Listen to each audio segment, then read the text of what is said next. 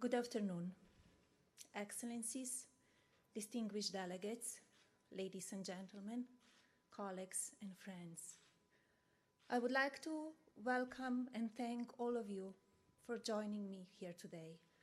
I'm honored to serve as First Lady of the United States, and I look forward to sharing with each of you my sincere hopes for all that we will be able to do together to promote peace, human rights, and human dignity, leaving no one behind, especially not our children. The most important and joyous role I ever had is to be a mother to my young son. And what could possibly be more essential focus in everyone's life than that of loving, educating, and bringing up our next generation to be happy, productive, and morally responsible adults. Together, we must acknowledge that all too often is the weakest, most innocent, and vulnerable among us, our children, who ultimately suffer the most from the challenges that plague our societies. Whether it is drug addiction, bullying, poverty, disease, trafficking, illiteracy, or hunger, it is the children who are hit first and hardest in any country. And as we all know, the future of every nation rests with the promise of their young people. If we look at the present state of children in any society, we will see the future that our world can expect tomorrow. Show me your civic lessons of today, and I will show you your civic leaders of tomorrow.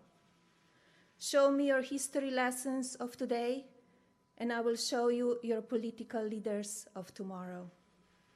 Show me the loving bonds between your families today, and I will show you the patriotism and moral clarity of your nation tomorrow.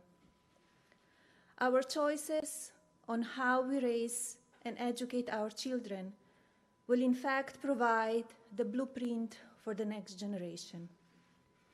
If we do not advocate a love of country to our children and the generations to come, then why would our children grow up to fight for their countries, founding principles and moral truths?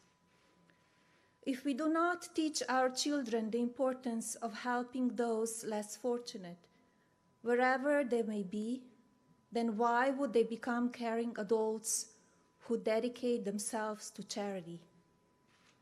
If we do not ensure that our youth redefine their nation of community to reach beyond their own backyards, their own schools, and their own town halls, then why would we accept to see a new generation of leaders with a moral conscience that includes all of humanity?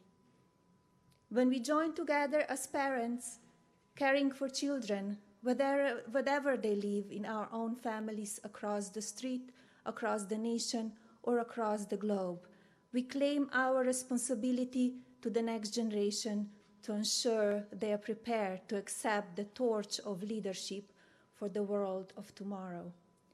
And make no mistake, this will always begin with us, coming together to embrace parenthood's noble calling.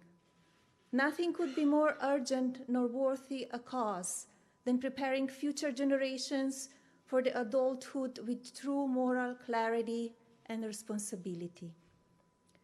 To achieve this, we must come together for the good of our children, because through them our future will be defined. Therefore, we must teach each child the values of empathy and communication that are at the core of the kindness, mindfulness, integrity, and leadership, which can only be taught by example. By our own example, we must teach children to be good stewards of the world they will inherit. We must remember that they are watching and listening, so we must never miss an opportunity to teach life's many ethical lessons along the way. As adults, we are not merely responsible, we are accountable. I hope you will join me in recommitting ourselves to teaching the next generation to live by and honor the golden rule, to unto others as you would have them unto you, which is my paramount in today's society, and I'm focused as First Lady. It remains our generation's moral imperative to take responsibility for what our children learn. We must turn our focus right now to the message and content they are exposed to on a daily basis through social media, the bullying, the experience online and in person, and the growing global epidemic of drug addiction and drug overdose. No children should ever feel hungry, stalked, frightened, terrorized, bullied, isolated, or afraid, with nowhere to turn. We need to step up, come together, and ensure that our children's future is bright.